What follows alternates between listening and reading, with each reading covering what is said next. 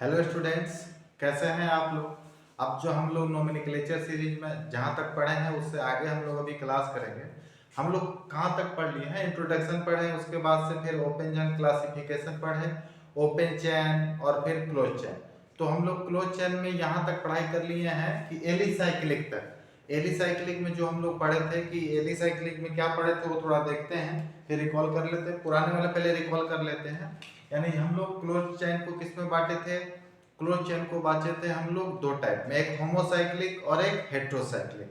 Homocyclic को भी दो में, एलिसाइक्लिक और एरोमेटिक। एलिसाइक्लिक और एरोमेटिक ये दो टाइप में बांटे थे। तो एलिसाइक्लिक तक हम लोग पहुंच गए थे, वहां तक पढ़ लिए हैं। एलिसाइक्लिक का कुछ एग्जांपल वो हम लोग अभी देख लेते हैं। तो आप लोग थोड़ा सा हेडिंग दे देंगे, स्टार देके। एलिसाइक्लिक तो दिए ही थे पिछले क्लास, अब थोड़ा उसके बारे में लिख ले। एलिसाइक्लिक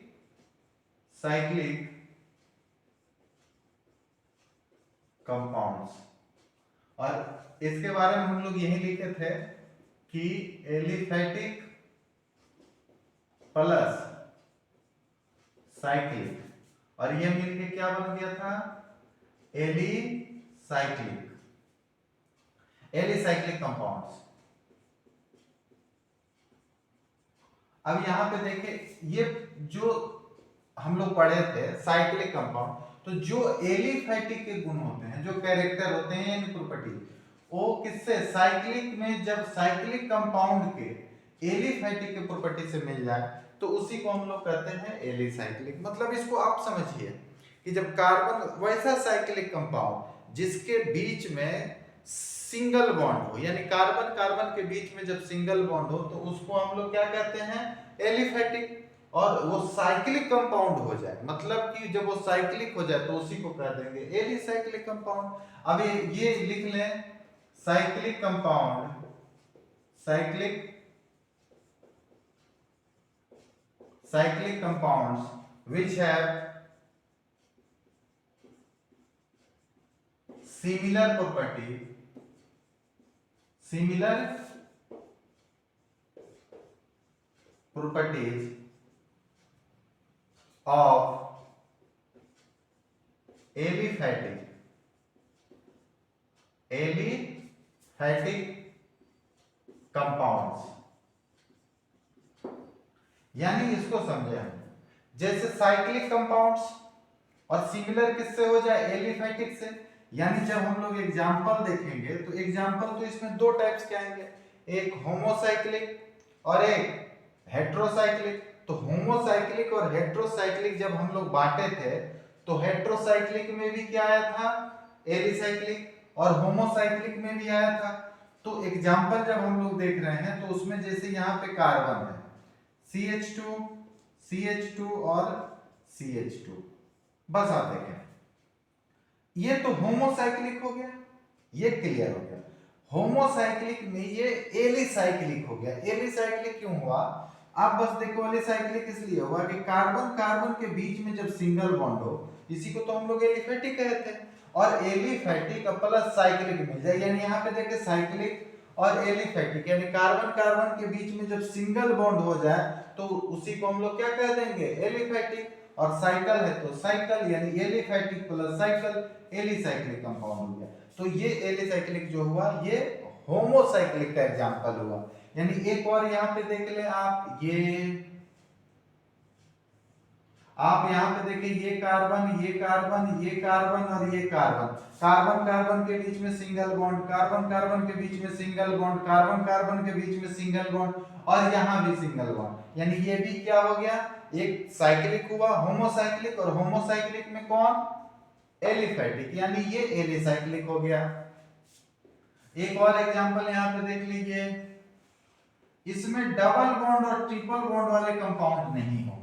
यहाँ पे carbon carbon carbon single bond, यहाँ भी कार्बन कार्बन के बीच में सिंगल बॉन्ड, यहाँ भी कार्बन कार्बन के बीच में सिंगल बॉन्ड। तो इस टाइप के कंपाउंड को हम लोग कहते हैं, ये जो कंपाउंड होंगे तो ऑल कंपाउंड्स आर, ये हो गए होमोसाइक्लिक। ये जो कंपाउंड हो गए ये सभी के सभी क्या हो गए, ये भी होमो साइक्लिक, यानी होमोसाइक्लिक में ये एलिसाइक्लिक कंपाउंड के एग्जांपल हो गए।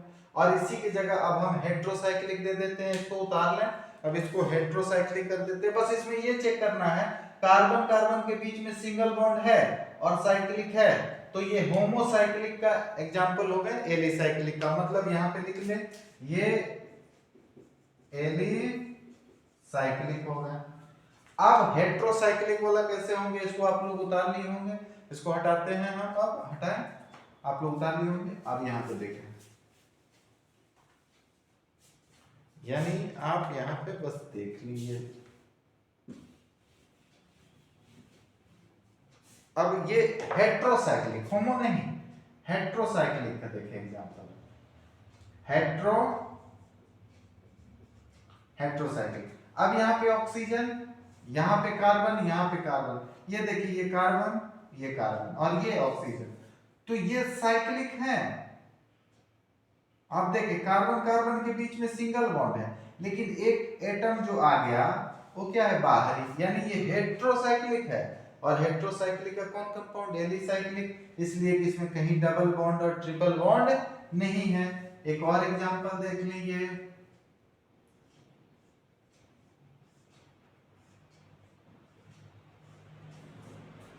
ये कंपाउंड देखे, इसमें जो है आप बस ये करके चेक करके बताएं इसमें कि ये तो है साइक्लिक कंपाउंड, पहले क्लियर, हेट्रोसाइक्लिक कंपाउंड दूसरी बात क्लियर, और तीसरी कहीं इसमें डबल और ट्रिपल बॉन्ड नहीं है, तो ये हो जाएगा क्या, एलिसाइक्लिक यानी एलिफैटिक। एलिफैटिक जब डबल ट्रिपल बॉन्ड नहीं रहे तो दूसरा साइक्लिक है, और साइक्लिक में कौन है, हेट्रोसाइक्लिक। एक और एग्जांपल देख ले, यहाँ पे ऑक्सीजन, यहाँ पे ये।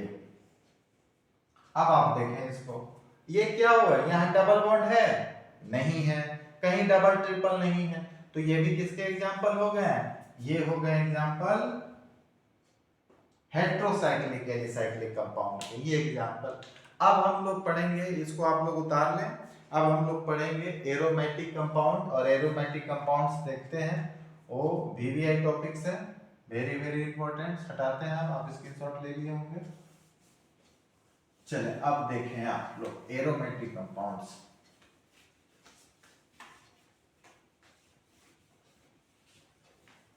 चलिए हेडिंग देते हैं आप आपको। अब ये हेडिंग लिखिए आप लोग, एरोमेटिक कंपाउंड्स, सबसे वीवीआई अभी तक में,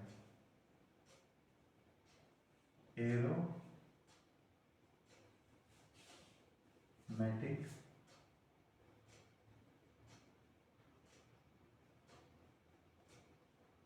एरोमेटिक कंपाउंड,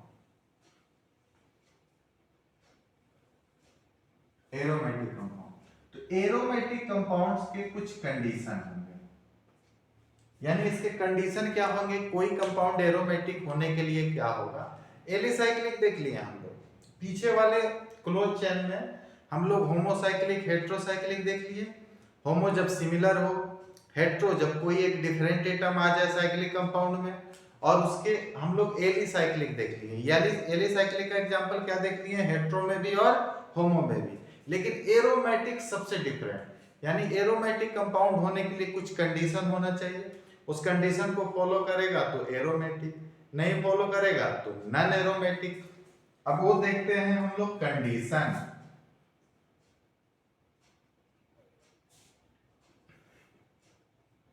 कंडीशन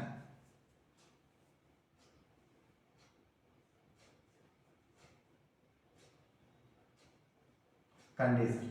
अब ये कंडीशन क्या है, बस ये देख ले, condition for compounds, condition for compound to be aromatic. अब यहां देखें कंडीशन क्या होना चाहिए, ये पहले चेक कर ले। Condition for compound to be aromatic होने के लिए कंडीशन क्या चाहिए, तो पहला कंडीशन क्या है वो आप लोग समझे। पहला कंडीशन क्या है, साइक्लिक होना चाहिए, ये तो क्लियर हो गया, साइक्लिक होगा तभी तो क्लोज चेन में आएगा, एरोमेटिक का टाइप होगा। तो पहला तो साइक्लिक और प्लानर होना चाहिए, यानी compound should be, compound should be cyclic, and planar. पहला क्या होना चाहिए, कंपाउंड को साइक्लिक और प्लेनर होना चाहिए। दूसरी बात तो साइक्लिक रेजोनेंस करना चाहिए। दूसरा कंडीशन साइक्लिक रेजोनेंस करना चाहिए। दूसरा कंडीशन भी लिख देते हैं, देयर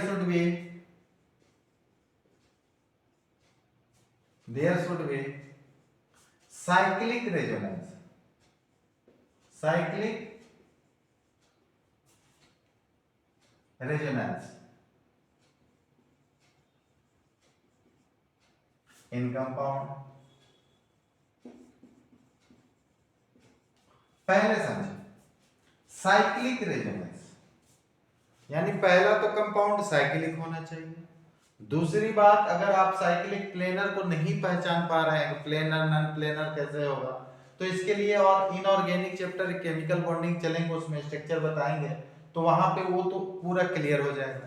तब तक यहाँ पे थोड़ा सा समझाएंगे आपको हम साइक्लिक रेजोनेंस। ये जब ये ऑर्गेनिक सीरीज हम लोग चल रहे हैं, इसमें नोमेनक्लेचर के बाद आइसोमरेज के बाद जब आएंगे हम लोग रिएक्शन मैकेनिज्म, तो रिएक्शन मैकेनिज्म में रेजोनेंस एक चैप्टर है, वेरी वेरी इंपॉर्टेंट, सबसे इंपॉर्टेंट रेजोनेंस टॉपिक है उस रिएक्शन मैकेनिज्म चैप्टर में। तो वहां पे इसका डिटेल स्टडी करेंगे और इससे स्टेबिलिटी को चेक करेंगे पूरे ऑर्गेनिक कंपाउंड का। तो ये वहां पे हम लोग चलेंगे, आगे है ये, पहले पढ़े नहीं है, ये आगे हम लोग देखेंगे। और ये साइक्लिक और साइक्लिक रेजोनेंस। और जो तीसरा सबसे इंपॉर्टेंट है जिसपे आप इसके पूरे क्वेश्चन को सॉल्व कर लोगे, वो है हकल्स रूल। ये हकल साइंटिस्ट जो अपने एक रूल दिए थे 4n+2 पाई, उसको अगर ये फुलफिल कर लिया तब तो ये एरोमेटिक, और उसको नहीं किया तो ये नन एरोमेटिक होगा। तो वो भी हम लोग लिख लिया जाए। तीसरा जो मेन है, follow Huckel's rule, Huckel's rule या और there should be 4n+2 pi electron. यहां देखो 4n+2, ये मेन है, पाई इलेक्ट्रॉन।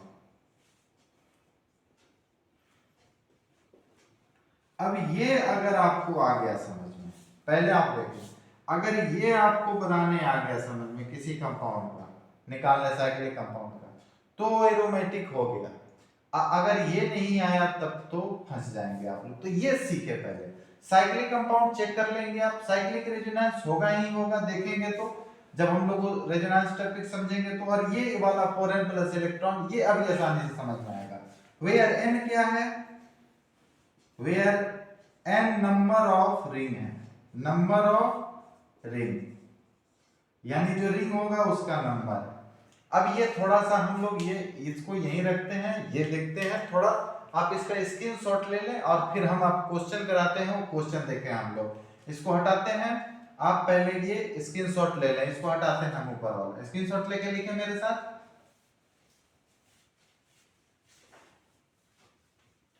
हम हकल्स रूल को नहीं मिटा रहे हैं, ये हम लोग चूंकि अभी चलेंगे। अब आप देखें इसको, n नंबर ऑफ रिंग, अगर वैल्यू ऑफ n, यहां देखें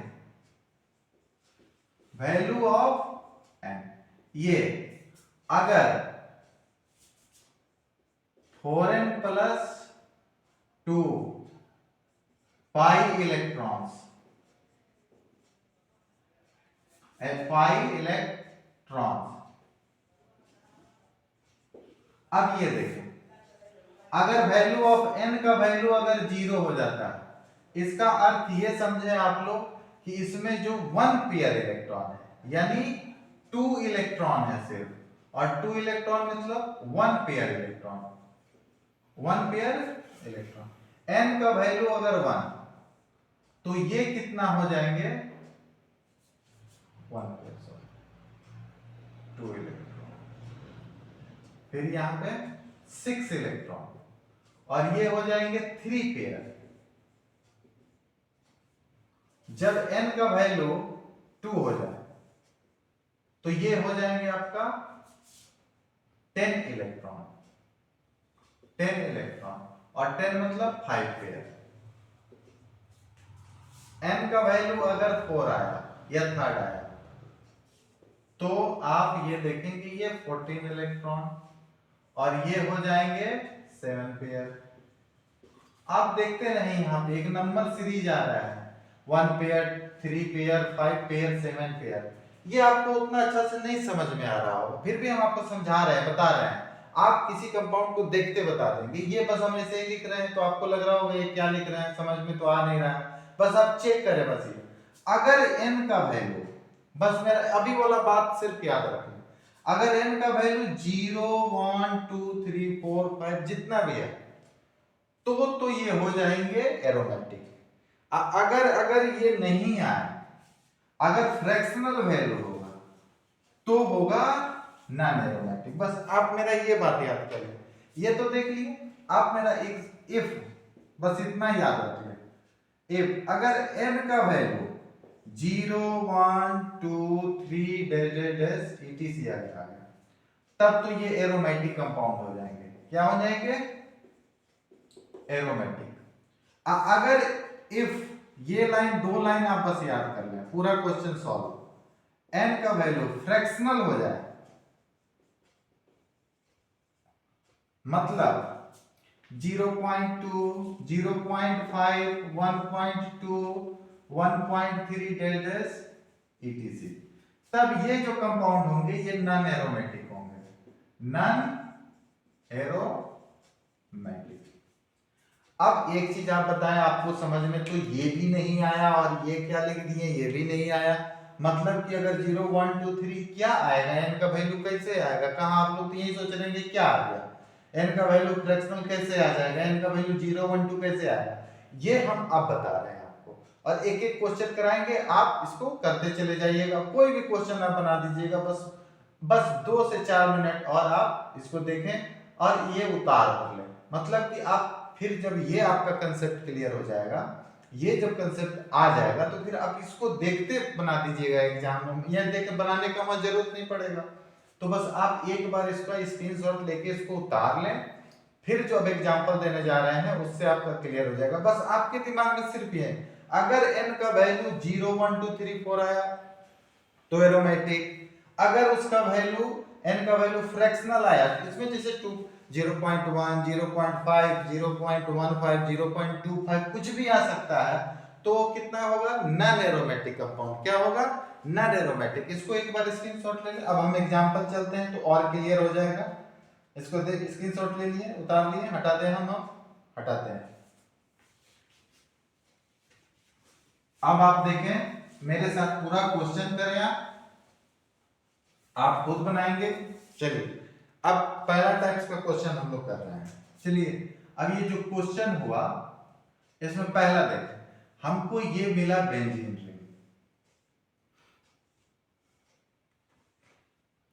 ये बेंजीन रिंग, पहला क्वेश्चन आपके सामने। तो नंबर ऑफ पाई बॉन्ड देखें, पाई बॉन्ड आप लोग को बताए हैं, हम अभी तक तो नहीं बताए हैं, आगे बताएंगे। पाई बॉन्ड और सिग्मा बॉन्ड, जितने डबल बॉन्ड होते हैं उसी को हम लोग पाई बॉन्ड कहते हैं। और एक बॉन्ड आप यहाँ पे समझ जाए, जहां डबल बॉन्ड तो वहां पे कहीं ऊपर लिख लें, कॉपी के ऊपर जहां लिखते होंगे इतना इतना एक इतना बचा रहता है वहां पे लिख लें। अगर डबल बॉन्ड है तो उसमें 1 पाई बॉन्ड है और 1 सिग्मा बॉन्ड है। अगर ट्रिपल बॉन्ड है कहीं तो उसमें 2 पाई है और 1 सिग्मा। सिग्मा का ये 6 लेटा हुआ 6 टाइप का होता है। और कहीं सिंगल बॉन्ड है तो उसमें आप समझ जाए 1 सिग्मा बॉन्ड है, पाई बॉन्ड 0 है पहले। और एक बॉन्ड जो होता है 2 इलेक्ट्रॉन से मिलकर बनता है, वो एक बॉन्ड 2 इलेक्ट्रॉन से मिलकर बनता है। तो ये आप लोग थोड़ा बहुत जानते होइएगा, थोड़ा सा नहीं जानते हैं तो ये कहीं साइड में, कॉपी के साइड में आप इसको लिख लें कि जब सिंगल बॉन्ड हो तो पाई बॉन्ड 0, जब डबल बॉन्ड हो तो पाई बॉन्ड 1 होता है, और जब ट्रिपल बॉन्ड हो तो 2 पाई सिग्मा, यानी सिग्मा एक रहेगा ही रहेगा। और एक बॉन्ड बनने में कितना इलेक्ट्रॉन? तो 2 इलेक्ट्रॉन खर्च होता है। अब इसको हटाते हैं, अब आप मेरे साथ यहां पे आ जाए। यहां नंबर ऑफ पाई बॉन्ड देखें, इसमें ये बेंजीन है तो नंबर ऑफ पाई बॉन्ड कितना? 1 2 3। फिर देखें एक बार, 1 2 और 3। तो पाई इलेक्ट्रॉन कितना हो जाएगा, नंबर ऑफ पाई इलेक्ट्रॉन। एक बॉन्ड बनाने में कितना इलेक्ट्रॉन, 2, तो 3 बॉन्ड बनाने में 3 into 2 कितना, 6। अब जब ये आपको आ गया तो आपको समझ में आ जाएगा। अब यहां पे देखें हकल्स रूल क्या है, 4n + 2 is equal to, pi electron था ना, तो पाई इलेक्ट्रॉन कितना हो गया, 6। फिर देखें एक बार फिर सीखें, 4n + 2 हम यहां पे ऐसे लिख देते हैं, 4n + 2 is equal to pi electron.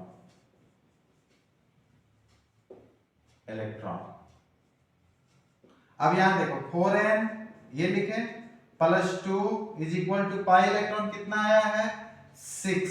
अब यहां पे देखें 4n इज इक्वल टू 2 उधर गया तो 6 में से 2 निकल गया कितना, 4, तो n बराबर क्या होगा, 4 को नीचे कर दें तो बट्टा 4 कितना हो जाएगा, 1, यानी n का वैल्यू 1।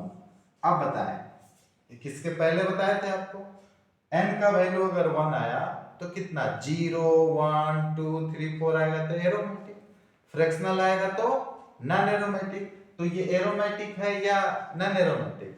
अच्छा, जब साइक्लिक कंपाउंड देख लिए थे तो साइक्लिक और प्लेनर तो था, साइक्लिक रेजोनेंस कर रहा था, तो ये क्या हो गया, एरोमेटिक। क्या हो गया, एरोमेटिक, यानी ये एरोमेटिक कंपाउंड है। और दूसरा साइक्लिक एंड प्लेनर भी है। अब कहिएगा साइक्लिक और प्लेनर हमको तो नहीं समझ में आएगा, साइक्लिक तो समझ में आ रहा है, तो साइक्लिक लिख लें। प्लेनर का जब क्लास आएगा तो वहां पे स्ट्रक्चर का क्लास में हम बता देंगे, आपको वहां पे आसानी से समझ में आ जाएगा।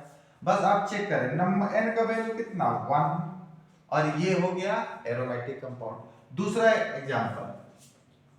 एग्जांपल अगर ये है आपके पास, यहां पे चेक करें,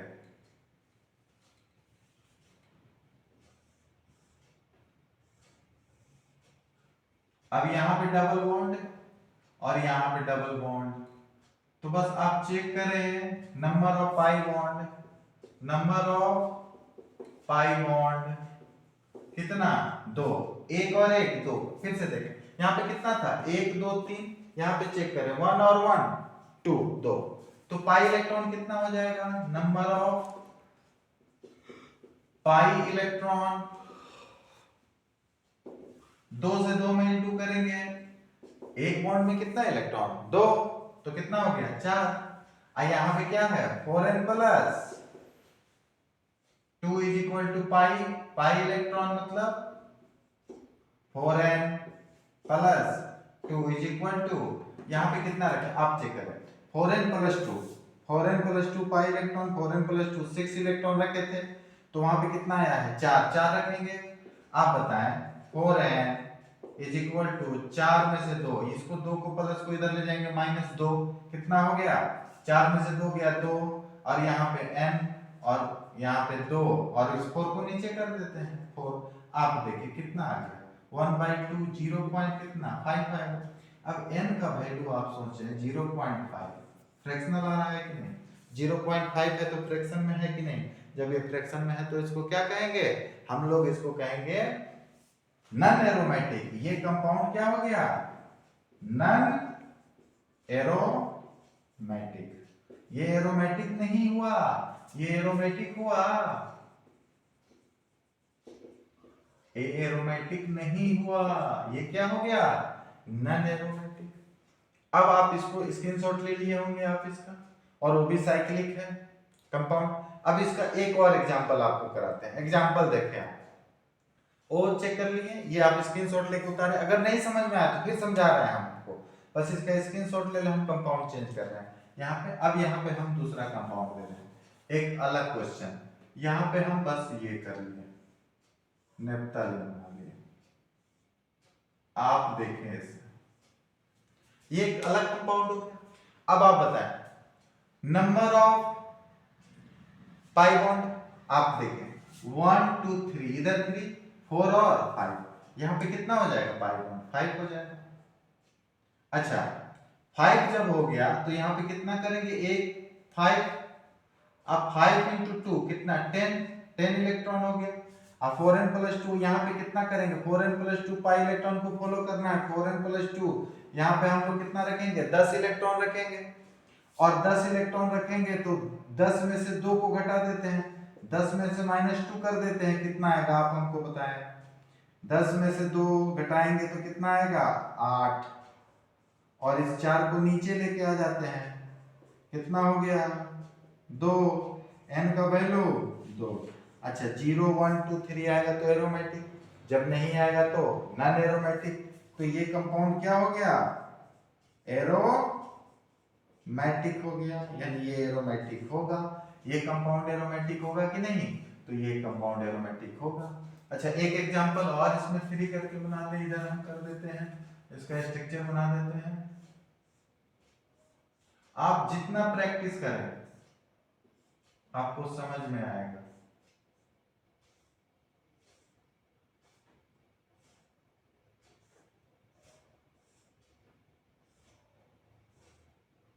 आप बस प्रैक्टिस करें, देखिए कितना पाई इलेक्ट्रॉन बताइए, पाई बॉन्ड कितना 1 2 3 4 5 6 और 7, तो पाई बॉन्ड कितना हो गए हैं 7, यहाँ पे 7 कर दिए तो कितना हो जाएगा 14 14। अब 14 हो गए हैं तो क्या करेंगे, आप देखिए यहाँ पे 4n प्लस 2 पाई कितना हो जाएंगे 14। अब यहाँ पे घटा दें, 2 घटा दिए, आप क्वेश्चन आप खुद कर सकते हैं, 2 घटा दिए तो कितना 12 12, और 12 में आप 4 से डिवाइड करिएगा तो कितना आएगा 3, ये नॉन एरोमेटिक ना होके क्या हो जाएगा एरोमेटिक, एरोमेटिक कंपाउंड ये हो गया। तो ये हुए, ये सिर्फ नॉर्मली हुए। अब यहाँ पे प्लस और माइनस वाले हम आपको नहीं समझाए, without lone pair plus minus कुछ नहीं समझाएंगे। अब हम एक टाइप और करा देते हैं, ये टाइप 1 था, तो इस जो कर रहे थे आप इसके पीछे टाइप 1 आगे लिख लीजिएगा, टाइप 1। अब टाइप 2 करा देते हैं, हम थोड़ा सा देखते हैं, टाइप 2 आप कर लें इसको, फिर आपको और अच्छा लगेगा। ये हटाते हैं हम आपको, और टाइप 2 पॉजिटिव चार्ज वाले, आप देखिए यहाँ पे आपको समझ में आएगा। टाइप 2 आप हेडिंग दें, टाइप 2, टाइप 2 में आप समझें। पहले स्ट्रक्चर देखें, पहला क्वेश्चन ये रहा पॉजिटिव वाले,